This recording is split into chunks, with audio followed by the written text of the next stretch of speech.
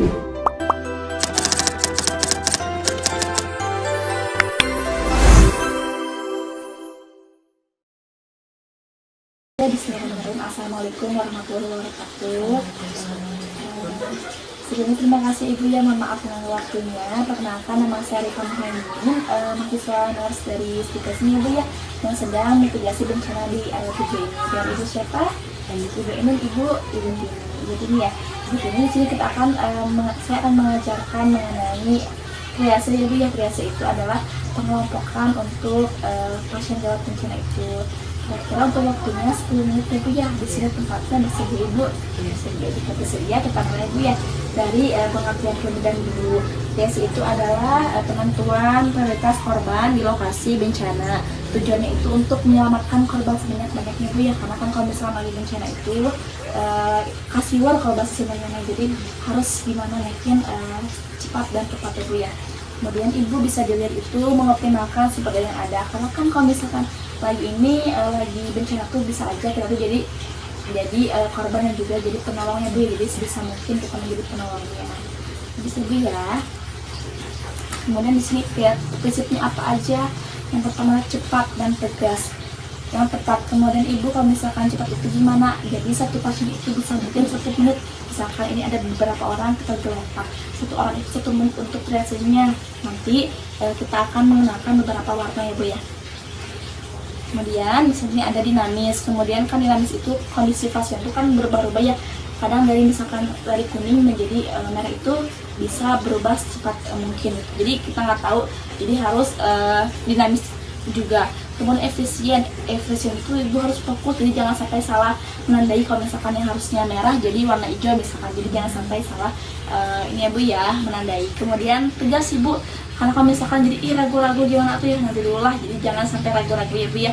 Jadi kita harus tegas dalam ini ya Bu ya, dalam mentriase pasien kita. Ibu sampai sini kalau cepat gak ngejelasinnya?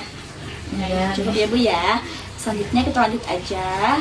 Ada sistem kategori warna. Ibu di sini kita punya 4 warna ya Bu ya. Ini ada warna merah, warna kuning, warna hijau dan juga warna hitam. Kita mulai dari warna merah dulu. Itu untuk pasien yang gawat darurat nomor 1 ya Bu ya. Itu nanti pasiennya seperti apa bisa dilihat ya Bu ya. Nomor 1 itu seperti pasien yang harus dihentikan nafas, henti jantung. Ciri-cirinya apa? Ibu lihat aja ininya apakah lebih dari 35 menit. Kalau misalkan lebih dari 30 menit itu dikategorikan merah ya Bu ya. Kemudian selanjutnya ada kuning Ibu. Untuk kuning itu serius tapi bisa dijeda ya Bu. Jadi bisa ditunda dulu gitu. Seperti apa sih ininya Bu? Contohnya itu pasiennya seperti yang fraktur, misalkan ada benjolan atau ada luka berdarah nguyur gitu Bu. Bisa dimasukkan ke merah. Tapi pasiennya masih sadar gitu. Kalau misalkan gini di kasusnya ini tuh merah itu kan yang pernapasannya lebih dari 35 kali per menit.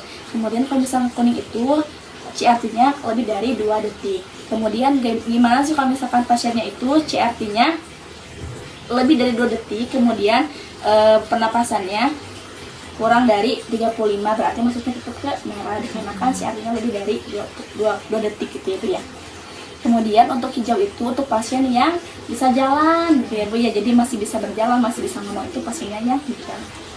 Lanjut Bu, untuk hitam itu yang terakhir, itu pasien yang sudah meninggal dunia. Apa ciri-cirinya? Nggak ada nafas, nggak ada nadi, kemudian CRT-nya nggak ada.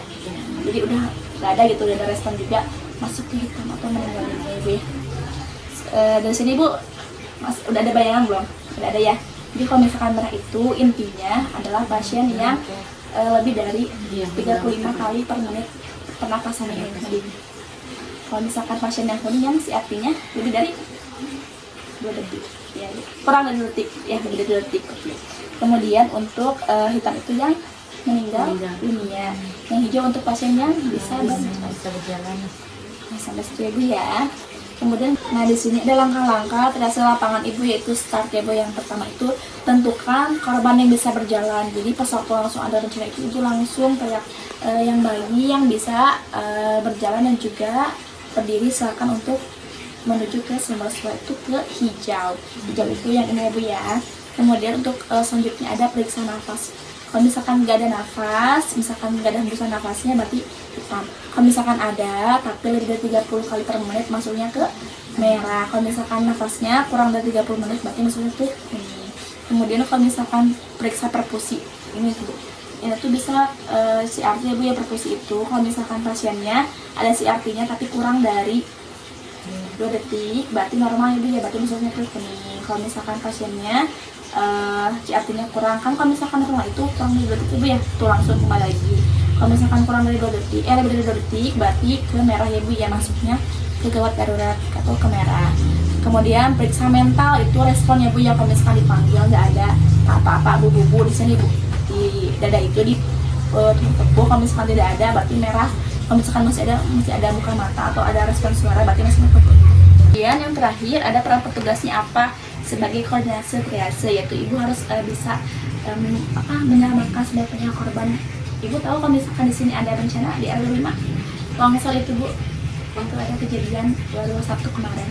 Jadi sebisa mungkin kita harus lebih baik mencegah daripada mengobati Bu ya. Jadi kita harus tahu dulu gimana peran-perannya gitu. Alat-alat apa aja yang dibutuhkan, seperti yang pertama label triase ini tuh sangat penting. Kalau misalkan nggak ada, pakai apa? Rapia bisa, kain bisa. Kemudian misalkan ibu punya spidol, bisa ibu tandai dengan spidol aja.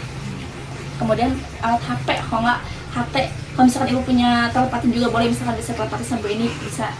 Misalkan telepati juga bisa, yang penting alat komunikasi ya Bu ya. Kemudian APD lengkapnya seperti apa? Misalkan kayak topi, helm, ibu punya helm di sini. Kalau misalkan lagi bencana langsung pakai helm, takutnya kena kepala.